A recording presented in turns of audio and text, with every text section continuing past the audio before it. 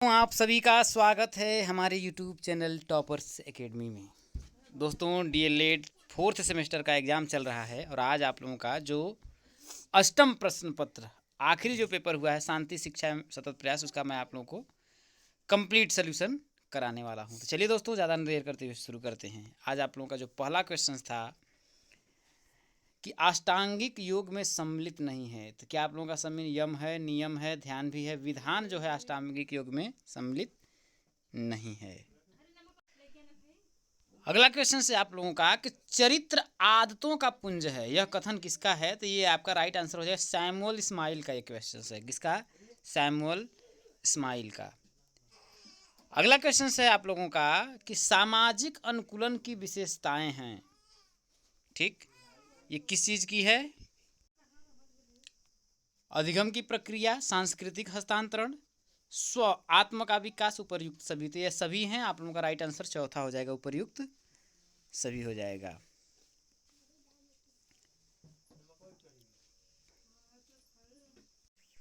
अगला क्वेश्चन से आप लोगों का कि प्रिंट मीडिया का साधन नहीं, समाचार पत्र है, पत्रिकाएं हैं, पुस्तकें भी हैं, तो आप लोगों का राइट आंसर हो जाएगा टेप रिकॉर्डर। टेप रिकॉर्डर जो है आप लोगों का प्रिंट मीडिया का संसाधन नहीं है। अगला क्वेश्चन है आप लोगों का कि मानवाधिकार दिवस कब मनाया जाता है? ये प्रश्न पहले भी पूछा जा चुका है, तो राइट आंसर आप लोगों का है 10 दिसंबर। जो मानवाधिकार दिवस है वो आप लोगों का 10 दिसंबर को मनाया जाता है। तो आप लोगों के दोस्तों इन 5 बहुविकल्पी प्रश्नों में से आपके कितने प्रश्न सही हुए हैं, कमेंट करके आप सभी जरूर बताइएगा। चलिए आगे बढ़ते हैं। अब बढ़ते हैं दोस्तों अति लघुत्तरी प्रश्नों की तरफ में। कह रहा है कि मूल्य का अर्थ स्पष्ट करिए। तो मूल्य बोल सकते हैं कि वे ऐसे साधन हैं जो हमारे विचार हैं, आदर्श हैं, उनके बारे में हमें जानकारी देते हैं। सही और मूल्यों के आधार पर ही हम सही और गलत के बारे में निर्णय कर पाते हैं। ठीक, अगला क्वेश्चन से आप लोगों का कि संप्रेषण कौशल के 4 चरण लिखिए। तो 4 चरण हो जाएंगे। पहला आप लोगों का प्रेषक, संदेश, ये हो जाएंगे प्रेषक, संदेश, एक माध्यम भी हो जाएगा, माध्यम हो जाएगा, और इन सभी को प्राप्त करने वाला आप लोगों का प्राप्त करता हो जाएगा। ये आप सभी संप्रेषण के 4 चरण हो गए। ठीक, संप्रेषक, संदेश, माध्यम और प्राप्त करता। अगला क्वेश्चन आप लोगों का व्यक्तित्व के 5 बड़े गुण लिखिए। तो व्यक्तित्व के 5 बड़े गुण कहने का मतलब आप इस तरीके से लिख सकते हैं।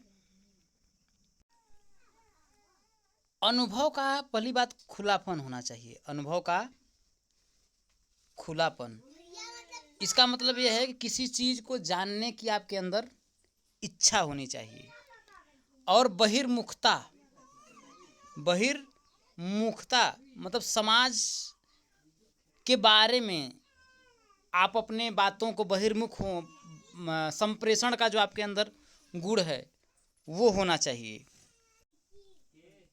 और बोल सकते हैं अंतःकरण की शुद्धता, अंतःकरण की शुद्धता आपके अंतर्गत होनी चाहिए। मतलब किसी चीज़ की आपके अंदर कोई कपट वाली भावना नहीं होनी चाहिए।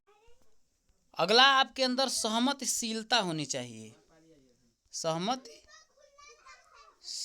होनी चाहिए, आपके अंदर स्थिरता होनी चाहिए। ये सभी व्यक्तित्व के गुण होते हैं। अगला क्वेश्चन से आप लोगों का साइबर बुलिंग से आप क्या समझते हैं? साइबर बुलिंग मतलब होता है इंटरनेट के माध्यम से किसी को परेशान करना, धमकी देना, जो है साइबर बुलिंग कहलाता है। ठीक, व्यवहार के 4 सिद्धांत। पहला उद्दीपक हो जाएगा, उद्दीपक, पुनर्बलन हो जाएगा। ठीक, और क्या हो सकता है? और आप लोगों का हो जाएगा पर्यावरण। क्या हो जाएगा आपका? पर्यावरण की भी आपकी भूमिका होती है आपके व्यवहार में। पर्यावरण की भूमिका आपके व्यवहार में कैसी है, ये भी लिख सकते हैं। और आपका जो व्यवहार है तो अवलोकन योग्य होना चाहिए। कैसा? अवलोकन योग्य आपका क्या होना चाहिए? व्यवहार होना चाहिए। ठीक। अगला क्वेश्चन से आप लोगों का तनाव के कारण लिखिए। तनाव का कारण ये है कि अत्यधिक कार्यभार। अगर आप लोगों को कोई कार्यभार दे दिए जो बहुत ज़्यादा है, अत्यधिक कार्यभार हो सकता है, ये लिख सकते हैं।